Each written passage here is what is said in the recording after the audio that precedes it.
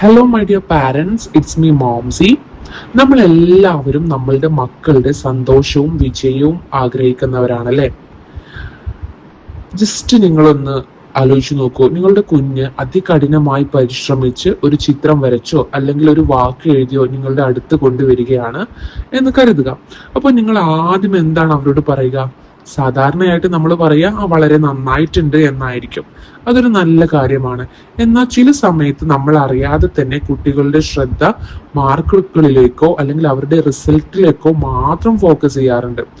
കുട്ടികൾക്ക് നമ്മുടെ വാക്കുകൾ വെറും വാക്കുകളല്ല. അവർക്ക് നമ്മൾ നൽകുന്ന ഓരോ വാക്കും ഒന്നുകിൽ അവരുടെ ഉള്ളിൽ വലിയൊരു കോൺഫിഡൻസ് ആയിട്ട് മാറും, അല്ലെങ്കിൽ താൻ ചെയ്യുന്നത് പോരാ എന്നൊരു ഭയമായിട്ട് മാറിപ്പോവാറുണ്ട്. സോ ഇന്ന് നമ്മൾ ഡിസ്കസ് ചെയ്യാൻ വേണ്ടിയിട്ട് പോകുന്നത് കുട്ടികളുടെ വളർച്ചയിലെ ഏറ്റവും പ്രധാനപ്പെട്ട ഒരു വിഷയത്തെ കുറിച്ചിട്ടാണ്. Prize the effort, not just the marks. നമുക്കറിയാം, 1ാം ക്ലാസ് എന്ന് പറയുന്നത് ഒരു മത്സര വേദിയല്ലേ അല്ലേ?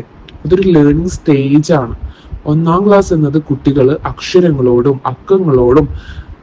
അക്കങ്ങളോടും സൗഹൃദത്തിലാകുന്ന ഒരു പ്രായമാണ്.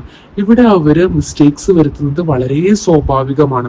അക്ഷരം തെറ്റിച്ചെഴുതാം, വാക്കുകൾ കൂട്ടി വായിക്കുമ്പോൾ മിസ്റ്റേക്ക് വരാം. ഇതൊരു പ്രോസസ്സാണ്. ഈ ഒരു പ്രായത്തിൽ പെർഫെക്റ്റ് ആയ റിസൾട്ട് അല്ല, മറിച്ച് നമ്മുടെ കുട്ടി പഠിക്കാൻ കാണിക്കുന്ന ആ ഒരു എഫേർട്ടും ആഗ്രഹവും മാത്രമാണ് ഏറ്റവും വലിയ വിജയം എന്ന് പറയുന്നത്. 2ാമത്തെ കാര്യം, എഫേർട്ട് ഡിസേർവ്സ് റെക്കഗ്നിഷൻ. പരിശ്രമം അഭിനന്ദനം അർഹിക്കുന്നുണ്ട് അല്ലെ?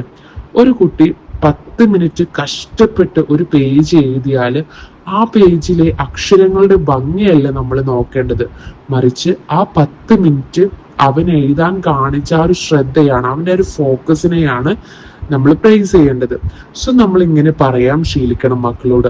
നീ ഇന്ന് നന്നായിട്ട് ട്രൈ ചെയ്തിട്ടുണ്ട്, ഇന്നലത്തെക്കാളും ബെറ്റർ ആയിട്ടുണ്ട്, നിന്റെ എഫേർട്ട് എനിക്ക് ഒരുപാട് ഇഷ്ടപ്പെട്ടിട്ടുണ്ട്, നീ ഇന്ന് നല്ല കുട്ടിയായിട്ട് എല്ലാം എഴുതി കംപ്ലീറ്റ് ആക്കിയിട്ടുണ്ട്. ഇത്തരം വാക്കുകളിൽ കുട്ടികളുടെ ഗ്രോത്ത് മൈൻഡ് സെറ്റ്, അഥവാ എന്ത് ബുദ്ധിമുട്ടാണെങ്കിലും പരിശ്രമിച്ചാൽ ജയിക്കാം എന്ന മനോഭാവം കുട്ടികളിൽ വളർത്തും. അടുത്തത്, മാർക്കുകൾക്ക് മാത്രം പ്രാധാന്യം നൽകുമ്പോൾ എന്താ സംഭവിക്കുക? നമ്മൾ എപ്പോഴും മക്കളോട് പറയില്ലേ, ഫുൾ മാർക്ക് വേണം, 10ൽ 10 വേണം, 100ൽ 100 വേണം, അല്ലെങ്കിൽ ക്ലാസ്സിൽ ഫസ്റ്റ് ആകണം എന്ന് മാത്രമാണ് നമ്മൾ കുട്ടിയോട് പറഞ്ഞാൽ കുട്ടി പിന്നീട് തെറ്റ് ചെയ്യാൻ പേടിക്കും. അതുപോലെ പുതിയ കാര്യങ്ങൾ പരീക്ഷിക്കാൻ മടിക്കും. തോൽവിയെ അവരൊരു അപമാനമായി കാണാൻ തുടങ്ങും. ഇത് അവരുടെ പഠനത്തോടുള്ള താല്പര്യം എന്നേക്കുമായി നശിപ്പിക്കാൻ ഇടയാക്കും എന്നുള്ളതാണ്. അടുത്തതാണ്, ആത്മവിശ്വാസമാണ് വിജയത്തിന്റെ അടിസ്ഥാനം. വിജയം ഉണ്ടായത് കൊണ്ട് ആത്മവിശ്വാസം വരുമോ? ഇല്ല, മറിച്ച് ആത്മവിശ്വാസം ഉള്ളത് കൊണ്ടാണ് ഓരോരുത്തരും വിജയിക്കുന്നത്.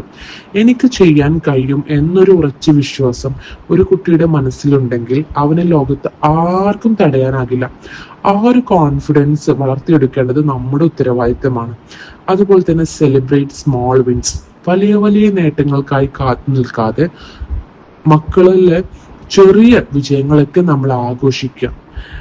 അവരൊന്ന് സ്വന്തമായിട്ട് ബാഗ് കാര്യങ്ങളൊക്കെ റെഡിയാക്കിയോ അവരെ അപ്രിഷ്യേറ്റ് ചെയ്യുക. അല്ലെങ്കിൽ അവരൊരു സെന്റൻസ് തെറ്റാതെ വായിച്ചോ അല്ലെങ്കിൽ തെറ്റാതെ എഴുതിയോ അവരെ അപ്രിഷ്യേറ്റ് ചെയ്യുക.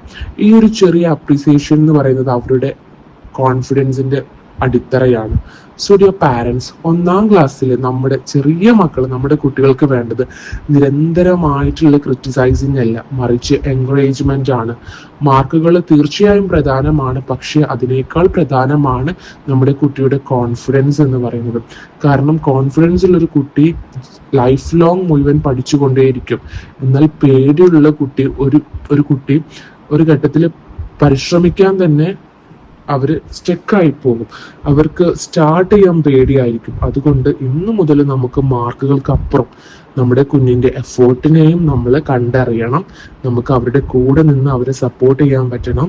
അവരുടെ കോൺഫിഡൻസ് കാര്യങ്ങളൊക്കെ നമുക്ക് ബിൽഡ് ചെയ്തെടുക്കാൻ വേണ്ടിയിട്ട് പറ്റണം. സോ ഇത്രയേ ഉള്ളൂ ഇന്നത്തെ വീഡിയോ. നിങ്ങൾക്ക് യൂസ്ഫുൾ ആയിട്ട് തോന്നിയിട്ടുണ്ടെങ്കിൽ നമ്മുടെ വീഡിയോ ലൈക്ക് ചെയ്യുക. അതുപോലെ വരും വീഡിയോസിനായിട്ട് നമ്മുടെ ചാനൽ സബ്സ്ക്രൈബ് ചെയ്യുക.